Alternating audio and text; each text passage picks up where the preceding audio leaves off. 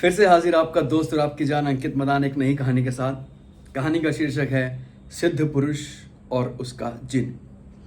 ये कहानी मैंने तो नहीं लिखी, आशुतोष राणा जी की वीडियो से इंस्पायर्ड हूँ और अपनी ज़ुबानी एक कहानी आपको सुनाता हूँ।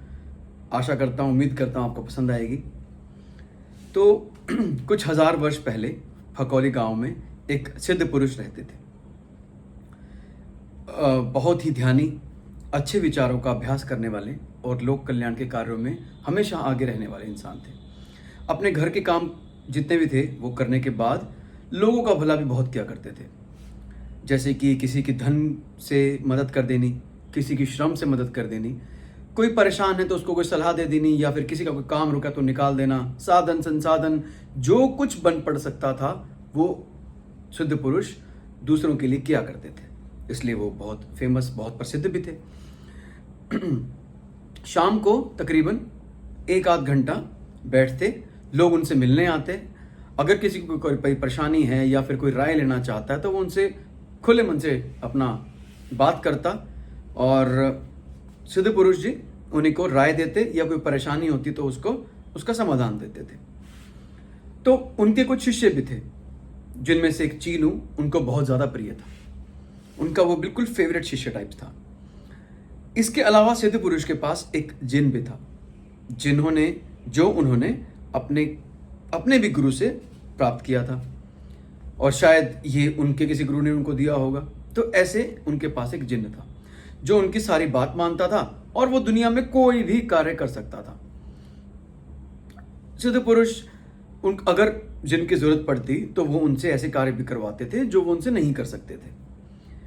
तो एक रात चीनू अपने घर बैठा हुआ सोच रहा था कि सिद्ध पुरुष को जिनकी क्या आवश्यकता है। उनके पास तो सब कुछ है, उनके पास तो इतने सारे शिष्य हैं, अरे मैं हूं, उनको जिनकी क्या आवश्यकता है। उनके पास धन, धान्य, दौलत, शोहरत, नाम, सब कुछ है। पर मुझे, मेरी बीवी है, मेरे बच्चे हैं, मुझे उनके लिए काम करना पड़ता है, उनके लिए खाने का इंतजाम करना पड़ता है, मुझे घर के कार्य, बाहर के कार्य, इनके बावजूद मुझे अपने गुरु की भी सेवा करनी होती है। तो क्यों ना जिन को मैं रख लूं जो मेरे घर के काम देखे, बाहर के काम देखे, और मैं अपने गुरु का काम देखूं। बात तो बिल्कुल सही है। तो कल जाके गुरु जी से बात करने का उसने ठान लिया। सभा हुई। सभा के बाद एकांत में चीनू सिद्ध पुरुष जी से, गुरु जी मैं आपसे एक निवेदन लेके आया हूं, देखिए मना मत कीजिएगा, बहुत दिल से लाया हूं। हाँ बताओ चीनू, क्या निवेदन है? तुम तो कह दो और मैं वो कर दूंगा, मेरे प्रिय शिष्य हो तुम। गुरुजी देखिए, मुझे पता है आपके पास एक जिन है, पर मुझे लगता है कि आपको उसकी क्या आवश्यकता। देखिए आपके पास सब कुछ है, पर मुझे अपने घर के काम भी करने होते हैं, बाहर के भी करने होते हैं, और आपकी सेवा भी करनी होती है। और मुझे ऐसा लगता है कि मैं आपकी सेवा पूरी नहीं कर पा रहा हूँ। अगर मुझे जरा और समय मिले तो मैं आपकी सेवा में और ध्यान दे पाऊँ, मैं उसे और शिद्दत से कर पाऊँ।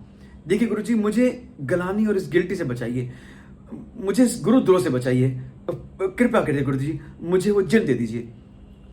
शांत चीनू, मुझे तुमसे कोई शिकायत नहीं है चीनू। जितना तुम कर रहे हो वो तो बहुत है मेरे लिए, और तुम मेरे प्रिय हो। तुम अपने दिल में कोई ऐसे गलानी मत रखो, गिल्टी मत रखो। नहीं देखिए गुरुजी, आप मुझे वो जिन दे दीजिए। मैं आपके सुबह शाम सेवा करना चाहता हूं, और ताकि वो मेरे घर का काम करे। कृपया करें गुरुजी, मुझ पे कृपा करें।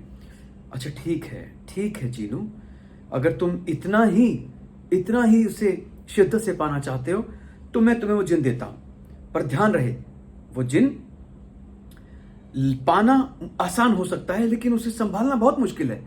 वो हर वक्त हर पल कोई ना कोई तुमसे काम मांगेगा। अगर उसे वो कोई क्षण तुम उसे काम नहीं दे पाए तो वो तुम्हें मार के खा जाएगा। ध्यान रखना, ये बहुत गंभीर बात है। मैं तुम्हें जिन दे रहा हूं, लेकिन अगर कोई परेशानी हो तो मेरे पास वापस आने से हिचकिचाना मत, ठीक है? अच्छा ठीक है गुरुजी, बहुत बहुत धन्यवाद। जिन, आज के बाद चीनू तुम्हारे आका हैं, आज और अभी से। जिन एक धुएं पे खड़ा हुआ आधा इंसान, जिसके पैर नहीं, लंबी चोटी, मूंछों वाला, नीले रंग का, धुएं के अंदर निकला हुआ एक इंसान। जिन, जो हुक्म मेरे आका बोल के अपना चीनू के पीछे पीछे चल दिया। चीनू पहुंच गया घर और अपना जिन भी चला गया साथ साथ। चीनू निश्चिंत बैठा है कि भाई आज तो जिंदगी के मजे आ गए, सबसे बेहतरीन दिन आज का है जिसमें कि मैं कुछ भी कर सकता हूं आज के बाद। उतने ही जिन बोला, जो हुक्म मेरे आका, मुझे कुछ कार्य दो। चीनू ने बोला, हाँ 1000 काम सोच रखे हैं। देखो जिन, मुझे तुम एक आलीशान घर बना कर दो, इस गांव का, इस शहर का, पूरे संसार का सबसे आलीशान घर, ठीक है? हाँ ठीक है, जाओ तुम भी बना के लाओ। जिन ने सोचा लाएगा 2-4 साल लगाएगा ये काम पूरा करने में जिन, तब तक क्या है अगला काम सोच लेंगे। और सोचे भी हुए हैं 4-5 काम, तो 10-20 साल तो निकाल ही दूंगा। इतना ही था, जिन ने चुटकी बजाई और आलीशान घर तैयार हो गया। जिन फिर बोला, जो हुक्म मेरे आका, मुझे नया काम दो मेरे आका। जिनू परेशान हो गया, अरे तुमने पूरा कर दिया, बना दिया? अच्छा ठीक है, तुम ऐसा करो, मुझे तुम इस पूरे संसार के सबसे बेशकीमती हीरे जवाहरात लाके दो। चीनू ने सोचा इसमें भी जिन बहुत टाइम लगाएगा। हीरे जवाहरात आ गए। जो हुक्म मेरे आका, मुझे नया काम दो मेरे आका। चीनू थोड़ा चटपटा घबरा गया। ऐसा करो, मुझे अगले 10 वर्ष का अनाज का बंदोबस्त करके दो, मेरे बच्चों के लिए, मेरी बीवी के लिए कपड़े, मेरे लिए गाड़ी, घोड़ा, सारे ऐशोरा मुझे लाके दो, ठीक है? चुटकी बजती गई, काम पूरे होते गए। एक काम देता चीनू, अगला काम अगले क्षण जिन अगला काम मांगने को तैयार हो जाता।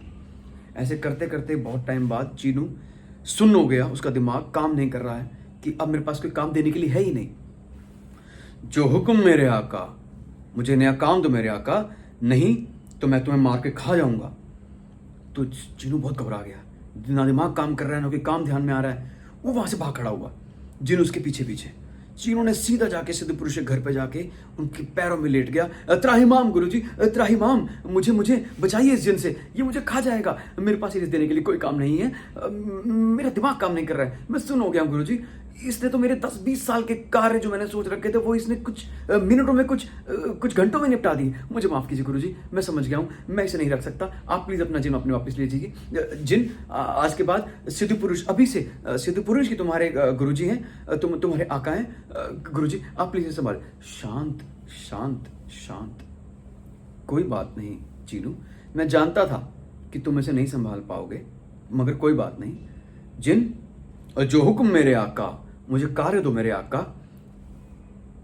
छत पे जाओ, लकड़ी की एक सीढ़ी बनाओ, उसे ऊपर चढ़ो नीचे उतरो, ऊपर चढ़ो नीचे उतरो, जब तक मैं तुम्हें नया कार्य ना दे दूं, ठीक है?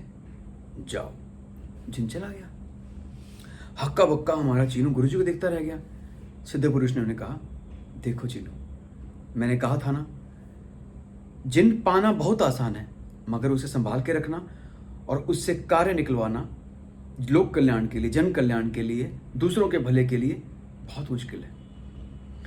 हम सब इंसानों के पास एक जिन है, मन दिमाग रूपी जिन, जिससे हम कुछ भी चाहे पा सकते हैं संसार में, कुछ भी।